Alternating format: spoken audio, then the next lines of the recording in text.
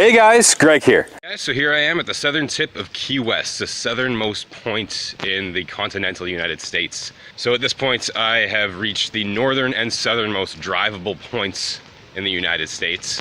The northernmost being Prudhoe Bay in Alaska, and the southernmost being here.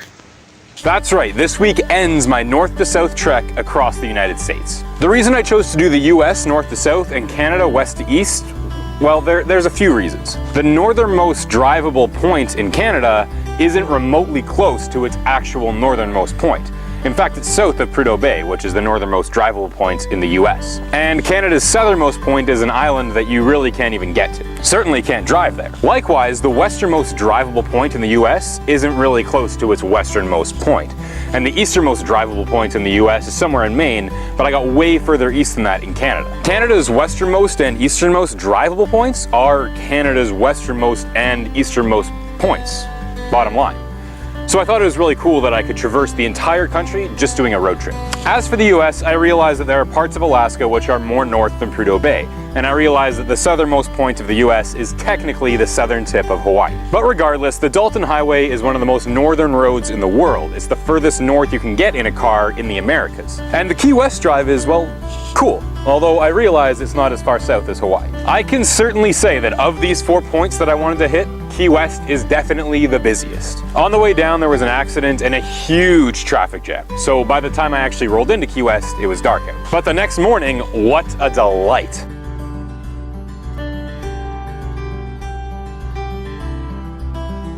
Key West really has that tropical island feel, which I guess should make sense since it's a tropical island. But there's a road, so you have that feeling of isolation, but at the same time, you have an easy access point to get on and off the island. I loved it there, my favorite city in Florida. It's actually pretty funny. One of the tourist traps they have there is a buoy on the sidewalk marking the southernmost point of the continental United States. And every business around it is named southernmost something. Southernmost surf shop, southernmost beach resort, southernmost hotel and museum, southernmost everything. But if you actually look at the map, the buoy is here.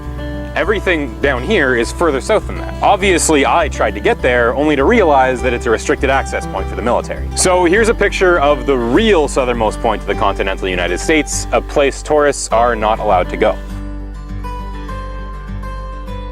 Anyway, Key West is awesome. The main beach is amazing, it's beautiful. I found a perfect boondocking spot right on the water, so I got a beautiful sunrise and sunset. It was great. After the Key West drive, I had to go back to Miami to drop my friend Mike off, who had been traveling with me for a week and a half. I don't like Miami. Too big, too many people, just a big, annoying city. It's not even like nice looking. It's the Atlantic version of Los Angeles. Not my kind of place. But also like LA, it has nice beaches. Miami Beach is actually pretty sweet. We stayed right near it.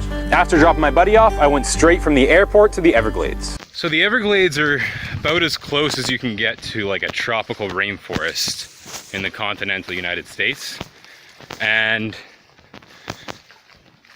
it definitely feels like it. Like right now, it just feels like I'm walking through the jungle. There's all these cool little critters in the bushes, making weird noises and stuff. You know, little snakes and spiders, and it's really, really cool. Alligators. Plus it's only like 30 degrees, but it is like so humid.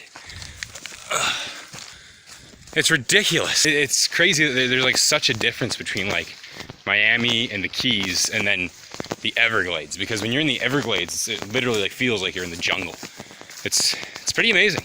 So humid. Like more than the rest of Florida. Usually when I go to a national park, I try and seek out the longest, hardest trail hike they have there. But the Everglades, being so swampy, really just has a lot of short trails. Lots of boardwalks and viewpoints.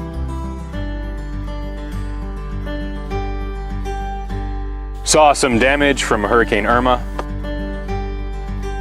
I drove the whole road down and just did tons and tons of short trails. It feels so different than everywhere else that I've been on this journey. It feels so foreign, seeing that it's tropical. And not like the tropical island touristy vibe, but like a tropical forest in the United States. It really doesn't feel like the US at all. Anyways, when I was done with the Everglades, I went north again to spend some time camping in the woods. I saw some more gators and met some friendly people. At this point, I've seen pretty much everything that I wanted to see in Florida, so it's time to relax and hang out in the woods for a while. So this week ends in a forest in South Florida. Thanks again for watching. Like, comment, subscribe, and as always, I will see you same time, different place next week.